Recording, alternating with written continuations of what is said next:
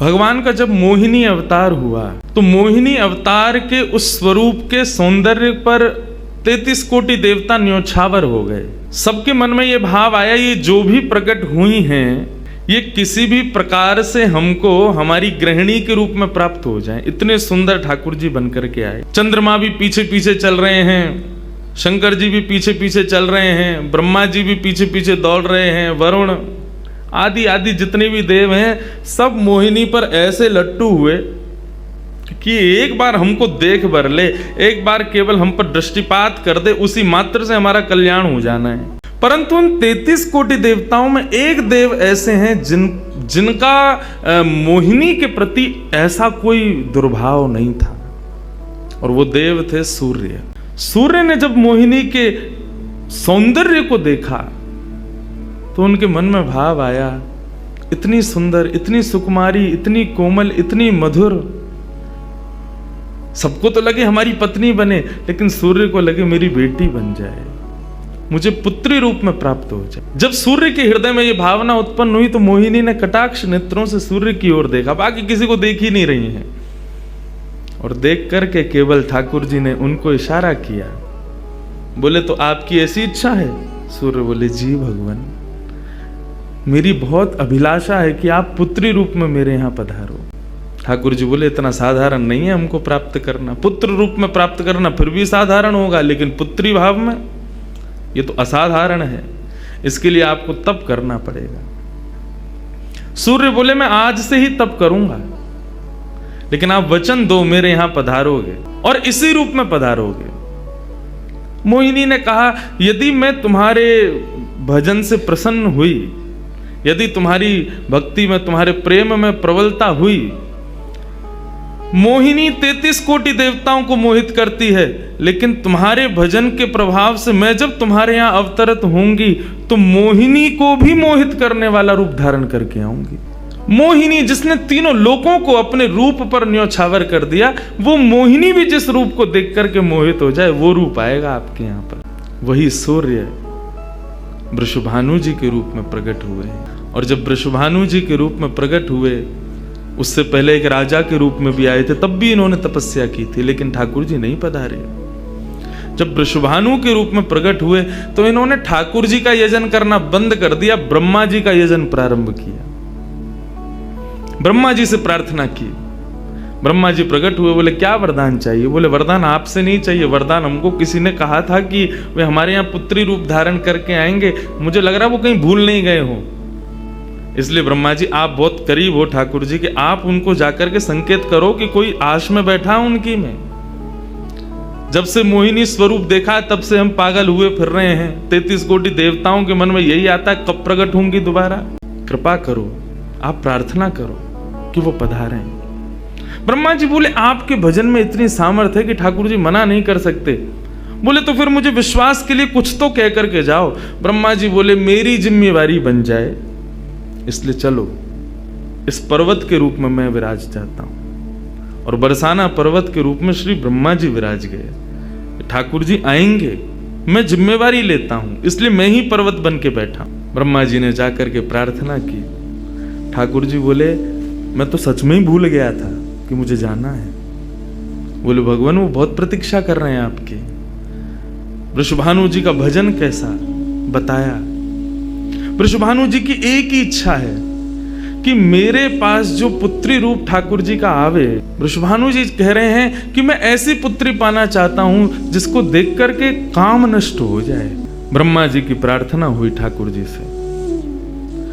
ठाकुर जी अपने वैकुंठ में विचरण कर रहे हैं, विचार कर रहे हैं कैसे करूं, नंद यशोदा के यहाँ भी जाना है, देवकी वसुदेव के यहाँ भी पुत्र बनना है, पहले से ही 4 मम्मी पापा हैं हमारे, अभी 2 मम्मी पापा और कैसे बनाऊं, 6 माता पिता। तब ठाकुर जी विचरण कर रहे थे, तभी एक खंभ में मणि, उस मणि में ठाकुर जी ने अपना प्रतिबिंब देखा। ठाकुर जी अपना प्रतिबिंब नहीं देखते, क्यों? बहुत कम देखते हैं। जब श्रृंगार आरती होती लाल जी की तभी इनको प्रतिबिंब दिखाते हैं, और उस प्रतिबिंब में भी इतने इतराते हैं महाराज, उसमें भी स्वयं को देख करके खुश हो जाते हैं, वाह मैं कितना प्यारा लग रहा हूं। अपना प्रतिबिंब ठाकुर जी इसलिए नहीं देखते क्योंकि स्वयं ठाकुर जी मोहित हो जाते हैं खुद ही पर। जैसे ही ठाकुर जी ने स्वयं का प्रतिबिंब देखा, प्रतिबिंब देख के आगे बढ़े, लेकिन ठाकुर जी मन में विचार करने लगे, मुझे सबके स्वभाव प्रिय हैं, लेकिन अपना यदि देखूं तो अपना प्रतिबिंब बहुत प्रिय है। जब स्वयं को देखता हूं प्रतिबिंब में तो ऐसा लगता है कि मानो जो सबको मोहित कर रहा है वो स्वयं को जब देखे तो खुद भी मोहित हो रहा है, क्योंकि प्रतिबिंब कभी झूठ नहीं बोलता। प्रतिबिंब का ये स्वभाव है, आप जैसे हो वैसा आपको दिखाता है। ठाकुर जी ने जब प्रतिबिंब देखा, अपने उस प्रतिबिंब स्वरूप को ठाकुर जी ने स्थिर कर दिया, और स्थिर करके अब तो ठाकुर जी लाए महाराज लक्ष्मी जी की पूरी पेटिका लेकर के आए श्रृंगार की, और अपने प्रतिबिंब स्वरूप को ही उन्होंने श्रृंगार करना प्रारंभ किया। किशोरी जी के श्रृंगार का इतना भाव बताते हैं, किशोरी जी की नथ बेसर ऐसी, किशोरी जी के कान के कुंडल ऐसे, किशोरी जी के पांव की महावर ऐसी, क्यों ना हो, क्योंकि श्याम सुंदर ने श्रृंगार किया है। किशोरी जी का जो स्वरूप है वो ठाकुर जी ने उसका श्रृंगार किया है। नारायण बैठे महाराज सिंहासन लगा करके अपने प्रतिबिंब का ही श्रृंगार कर रहे हैं। मोर पीछ हटाया, मुकुट उतार के दूर रखा, घुंघराले केशों को खोल दिया, नेत्रों में सुंदर सुंदर छोटा छोटा काजल लगाया, माथे पर एक सुंदर बिंदिया लगाई है, होठों पर निर्मल लालिमा लगाई है, गले में हार पहनाया, सर्वांगीण श्रृंगार किया, और लक्ष्मी जी की चुनरी ला करके जैसे शीश पर से चढ़ा करके ठाकुर जी ने थोड़ा सा जो श्याम रंग है उसको जैसे ही गौर वर्ण किया, वैकुंठ के उस प्रतिबिंब में से मानो जैसे सूर्य चंद्र का एकाकार रूप प्रकट हो गया हो, इतना तेज पुंज प्रकट हो गया कि ठाकुर जी भी अपने नेत्रों को छुपाने लगे। थोड़ी देर नेत्रों को बंद करने के बाद जब बड़ी धीरे से ठाकुर जी ने जब अपने प्रतिबिंब की ओर देखा तो किशोरी जी का दिव्य स्वरूप वहां प्रकट हो गया। ठाकुर जी ने दंडवत किया, पहले प्रणाम, हे श्याम सुंदर, आपने ही मेरो निर्माण कियो है, आपने ही मुझको प्रकट कियो है। क्या भाव है? ठाकुर जी बोले कोई भाव नहीं है, केवल मोहिनी भाव से 33 कोट देवता मोहित हुए थे, लेकिन मैं मोहित नहीं हो पाया था, इसलिए तब से मैं भी तड़प रहा था कि मुझे भी कोई मोहित करे, उस मोहिनी को भी मोहित कोई करे। वो स्वरूप आज प्रकट हुआ है। धर्म की स्थापना हुई, ज्ञान की स्थापना हुई, भक्ति की स्थापना हुई, वैराग्य की स्थापना हुई, लेकिन अंततो गत्वा संसार का सार जो प्रेम है उसकी स्थापना नहीं हुई है। उसके लिए आपका अवतार धारण करना अति आवश्यक है। आप मेरी शक्ति हैं, आप मेरी आत्मा हैं। पूरा विश्व और पूरे विश्व की दिव्य चेतना किसकी प्राप्ति के लिए दौड़ रही है कि आत्मा एक दिन परमात्मा में मिल जाएगी, लेकिन उस परमात्मा में आत्मा जो विद्यमान है वही तो किशोरी जी हैं। वो ठाकुर जी का ही प्रतिबिंब स्वरूप है, ठाकुर जी का ही आत्मा स्वरूप है। और एक बात कहूं, प्रतिबिंब से और आत्मा से प्रेम किया जा सकता है, ब्याह नहीं किया जा सकता, क्योंकि प्रतिबिंब और आत्मा ये दोनों हमसे अलग नहीं है। ब्याह के लिए एक अलग व्यक्ति चाहिए, एक हमसे कोई अलग हो, हमसे कोई जुदा हो, दो लोग चाहिए तब ब्याह संपन्न होता है। लेकिन कृष्ण और राधा इन दोनों में भेद है ही नहीं। किशोरी जी और ठाकुर जी में कभी भी कदापि कोई भेद नहीं है।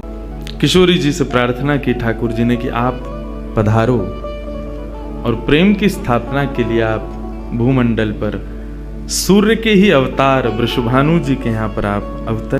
तब किशोरी जी ठाकुर जी की बात मान करके और वृषभानु और कीर्ति के यहाँ पर अवतरित होती हैं। किशोरी जी का जब अवतार हुआ, जब अवतरण हुआ, कब हुआ?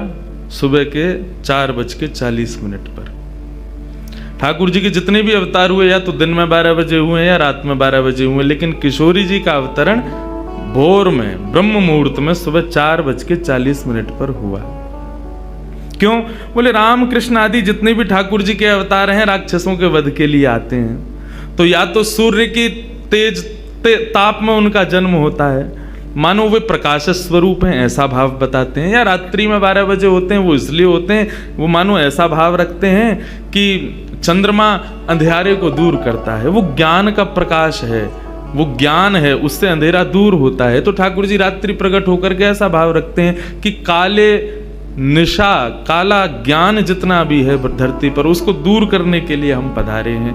लेकिन किशोरी जी का जो अवतरण है वो 4:40 ब्रह्म मुहूर्त में होता है। उसका क्या भाव है? बोले 4:40 ब्रह्म मुहूर्त के बाद सूर्य प्रकट होना प्रारंभ होते हैं, मतलब सारे मंगल कार्य ब्रह्म मुहूर्त में होते हैं। और सबसे बड़ी बात, सूर्य प्रकट होते हैं, धीरे धीरे धीरे धीरे अंधेरे को दूर करते हैं और धीरे धीरे धीरे गतिमान होते हैं 12 बजे तक। तो किशोरी जी का प्रादुर्भाव ब्रह्म मुहूर्त में हुआ, इसका ऐसा भाव बताते हैं कि मानो वो प्रेम जिस प्रकार प्रादुर्भाव से लेकर के और आगे के गंतव्य तक नित्य प्रति बढ़ता रहे, उसका वर्धन हो, वर्धन करने के भाव से किशोरी जी ब्रह्म मुहूर्त में पधारी। किशोरी जी का प्रादुर्भाव हुआ, पूरे बरसाना में आनंद उत्सव मनाया गया, सब नाच रहे हैं, गा रहे हैं, आनंद मना रहे हैं। नंद बाबा भी आए, यशोदा जी भी आई हैं, उन्होंने भी आकर के वृषभानु जी को बधाई दी है, सब कुछ हुआ। लेकिन किशोरी जी के प्रादुर्भाव में एक वैचित्र था। क्या? दिन बीत गए 8, लेकिन किशोरी जी ने अभी तक नेत्र नहीं खोले। अभी तक किशोरी जी केवल एक छोटी सी बालिका हैं, एक सुकुमारी हैं, परंतु अभी तक किसी को भी किशोरी जी के नेत्रों का दर्शन नहीं हुआ, अभी तक किशोरी जी के नेत्र नहीं खुले हैं। इस बात से कभी कभी चिंतित हो जाते हैं वृषभानु जी और कीर्ति कि हमारी लाली है तो गई है, लेकिन पता ना क्यों अपने नेत्रन को नहीं खोल रही है। कभी कोई संत आ जाए, कोई वैष्णव आ जाए, कोई ब्राह्मण आ जाए, तो उनसे निवेदन करते हैं कि हमारी लाली नेत्र नहीं खोल रही।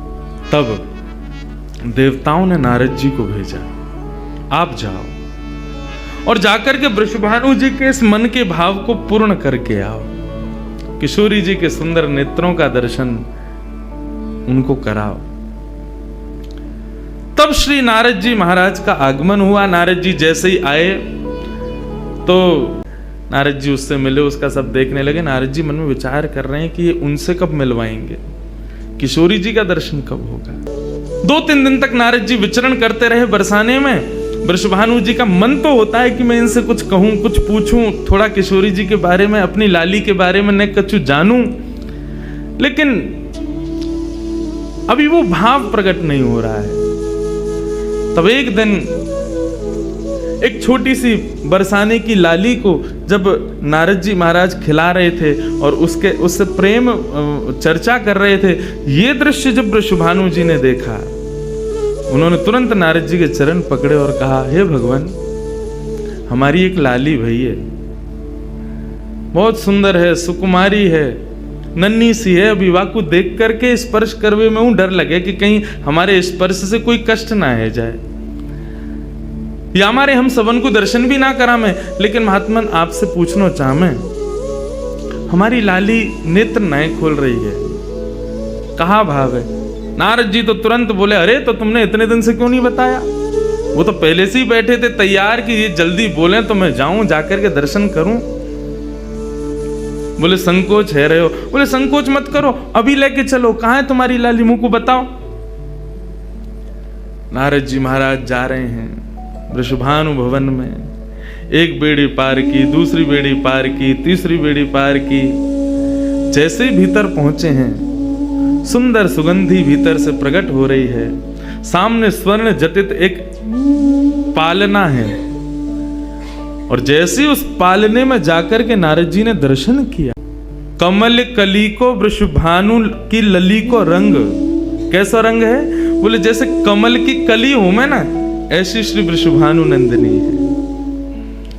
नारद जी ने जैसे ही उनको दर्शन किए हुए आनंदित है गए, आनंदित है करके प्रणाम करने लगे। वृषभानु जी बोले, हमारी लाली नेत्र नाए खोल रही है, आप कृपा करो ना। नारद जी बोले, एक मंत्र पढ़ना पड़ेगा, कुछ करना पड़ेगा, तंत्र मंत्र करना पड़ेगा, तब आपकी लाली बोलेगी। वृषभानु जी बोले, देख लो, ले संभल के करियो, हमारी लाली बहुत कोमल है। वो ना स्पर्श नहीं करेंगे, दूर बैठ के करेंगे। वृषभानु जी बोले तो करो। बोले आपको पहले बाहर जानो पड़े, वो एकांत में करेंगे। कीर्ति वृषभानु जी को देखें, बोले लाली को अकेला तो नहीं छोड़ेंगे। बोले नहीं बाबा, विश्वास पात्र है, हम कर सके। वृषभानु जी और कीर्ति दोनों जैसे ही बाहर पधारे, नारद जी ने गेट बंद कियो, तुरंत चरणन में प्रणाम कियो और प्रणाम करके सीधे सन्मुख बैठे हैं। हे कृष्ण मनोहारिणी जय वृंदावन प्रिया, जय भू मंगल ललिता, जय वेणु रवाकुल, जय कृष्ण मनोहारिणी जय वृंदावन प्रिया, जय भू मंगल ललिता, जय वेणु रवाकुल। जैसे ही नारद जी के मुख से ये शब्द प्रकट हुआ, जय कृष्ण मनोहारिणी, ये कृष्ण मनोहारिणी शब्द जैसे ही नन्ही सी श्री किशोरी जी के कान में कृष्ण शब्द गयो, कृष्ण शब्द जाते ही नन्ही सी किशोरी जी के नेत्र अपने आप धीरे धीरे धीरे धीरे खुलन लगे, मुख पर एक प्रसन्नता सी प्रकट है गई। नन्ही सी किशोरी अभी करवट लेनो भी नहीं जाने, लेकिन जैसे ही बार बार ये श्लोक का गान नारद जी के द्वारा हो रहा है, जय कृष्ण मनोहारिणी जय वृंदावन प्रिय, इसको सुनकर के किशोरी जी जो अभी करवट लेनो भी ना जाने, वो अपने पालना को पकड़ करके अपने पालना से उछक करके वहीं से झांक करके श्री नारद जी को देख रही हैं। और नारद जी ने जैसे किशोरी जी के रूप को देखो है, सुंदर मृगनयनी किशोरी जी आज नारद जी को देख रही है। मुख में अभी दांत ना है, बिना दांतन के किशोरी जी के मुखमंडल की प्रसन्नता देख करके नारद जी आनंद विभोर हो गए। नारद जी बोले आपको ये कीर्तन भायो, आपको ये कीर्तन प्रिय लगो? किशोरी जी के मुख से केवल किलकारी निकल रही है। नारद जी ने उठाई अपनी वीणा करताल और जय कृष्ण मनोहारिणी जय वृंदावन प्रिय, और इसी का कीर्तन करते हुए वहां नाचने लगे, नृत्य करने लगे, चारों ओर घूम रहे हैं। बीच में पालने में श्री किशोरी जी बैठ करके और करताल बजा रही हैं और करताल बजा करके आनंदित हो रही हैं। वृषभानु जी बाहर खड़े, बोले कि भीतर तो कीर्तन चल रहा है, करताल की आवाज आ रही है, वीणा बज रही है। तभी उनने कान लगा करके सुनो तो नारद जी गा रहे जय कृष्ण मनोहारिणी जय वृंदावन प्रिय, जय भ्रू मंगल ललिता, जय वेणु रवाकुल। वृषभानु जी ने ये स्वर सुन लिया, लेकिन जैसे ही थोड़े से गए हैं और खिड़की में जाकर के भीतर झांक करके देखा, अद्भुत दृश्य। नन्ही सी किशोरी ज्यादा से ज्यादा 8 दिन की होंगी, 10 दिन की होंगी, अपने पालना में पौड़ करके स्वयं को झुला रही हैं, करताल बजा रही हैं। चारों तरफ नारद जी वीणा बजा करके करताल बजा करके आनंद से किशोरी जी को मुखोल्लास कर रहे हैं। ये दृश्य देख करके श्री वृषभानु जी को एक बार तो मूर्छा आ गई, मैं वास्तव में 8 दिन की बालिका को देख रहा हूं। उन्होंने कीर्ति को कुछ नहीं बताया।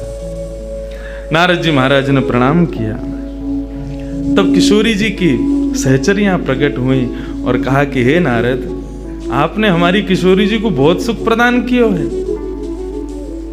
जब कभी भी आपको ऐसा दर्शन करना हो तो हम आपको कुछ स्थान बता रहे हैं। गोवर्धन, श्री यमुना पुलिन और ब्रज कुंज, इन 3 स्थानों पर आप जब कभी भी हमारी किशोरी को स्मरण करके यही कीर्तन को गान करोगे, किशोरी जी को यही स्वरूप आपको दिखेगा। ये हमारा वरदान है आपको, क्योंकि हम आपने किशोरी जी कृपामयी तो हैं। लाल जी 10 बार विचार करेंगे कृपा करवे में, किशोरी जी विचार थोड़ी करें, वो तो तुरंत करुणा करें। नारद जी जाओ, जब कभी भी लाडली को दर्शन करना हो यही भाव से कर लियो। नारद जी महाराज के नेत्र सजल है गए, किशोरी जी के चरणन में बारंबार प्रणाम कियो और प्रणतिपात करते हुए वहां से प्रस्थान करे। किशोरी जी फिर से नेत्र बंद करके अपने पालना में पौड़ गई। कीर्ति जी बोली बाबा आयो, टोना टोटका करके गयो, तब वो हमारी लाली के नेत्र तो खुले नहीं। कीर्ति जी गोद में लेकर के सुला रही है। नेक नेक थोड़ी सी संकुचित है करके रुदन करनो प्रारंभ कियो। सो इतने में वृषभानु जी आए और वृषभानु जी बोले नेक दियो लाली को, और किशोरी जी को गोद में लेकर के वृषभानु जी बोले हे कृष्ण मनोहारिणी। जैसे ही बोले तुरंत किशोरी जी के नेत्र फिर से खुल गए, फिर से अपनी किलकारी भर करके कीर्तन में करताल बजाने लगी, आनंद विभोर हो गई। अब तो जैसे ही ये भाव देखो वृषभानु जी ने कीर्ति को सुनायो, कीर्ति भी वही गा रही है, पूरा बरसानो आकर के श्री कृष्ण कीर्तन करने लगो और बीच में मध्य में बैठ करके किशोरी जी अपनी करताल बजा रही हैं, किलकिल करके हंस रही हैं, इतनी आनंद विभोर रह रही हैं। तब सबन को ये भेद पतो चलो, कहा कि ये श्री कृष्ण की आत्मा है, ये उनसे विलग नहीं है, वे ही आपको सर्वस्व है।